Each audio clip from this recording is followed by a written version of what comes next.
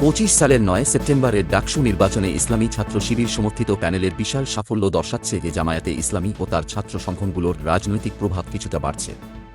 তবে বিশেষজ্ঞদের মতে এই সাফল্য জাতীয় নির্বাচনে সরাসরি জামায়াতের জয়ের নিশ্চয়তার চিহ্ন নয়, বরং একটি সতর্কবার্তা ও পরিমিত সম্ভাবনার ইঙ্গিত। ডাকসু নির্বাচন একটি মডেল বা প্রাক-দৃষ্টান্ত হিসেবে কাজ করতে পারে। দেশবাসীর মধ্যে ছাত্র সমাজে নতুন রাজনৈতিক মনোভাব, পুরাতন দলমত চর্চায় ঘুরে দাঁড়ানোর আকাঙ্ক্ষা, সংহতির রাজনীতি ও নৈতিকতার প্রতি আকর্ষণ বাড়ার প্রবণতা স্পষ্ট।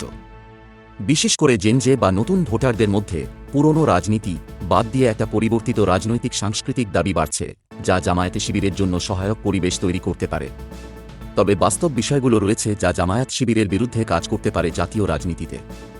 একজন বিশেষজ্ঞ জানিয়েছেন যে ডাকসুর ফলাফল জাতীয় নির্বাচনের সঙ্গে তুলনীয় নয়, কারণ ভোটার সংখ্যা, ভোট প্রদানের পরিবেশ, শহরগ্রামের পার্থক্য, আইন শৃঙ্খলা ও প্রশাসনিক অবস্থা জাতীয় নির্বাচনগুলোর ক্ষেত্রে অনেক বেশি জটিল হবে।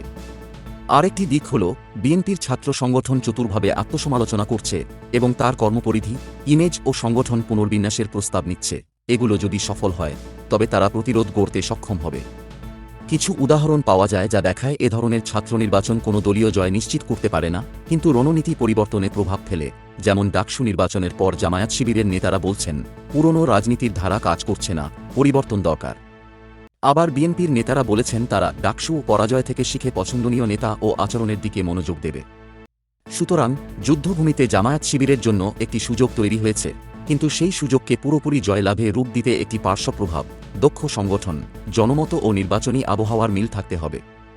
জাতীয় নির্বাচনে জয়লাভের সম্ভাবনা সম্পূর্ণভাবে অস্বীকারযোগ্য নয়, তবে তা এখনও উচ্চ সম্ভাবনায় অন্তর্ভুক্ত নয়, বরং মধ্যবর্তী সম্ভাবনা, অনেক শর্তে নির্ভরশীল একটা সম্ভাবনা।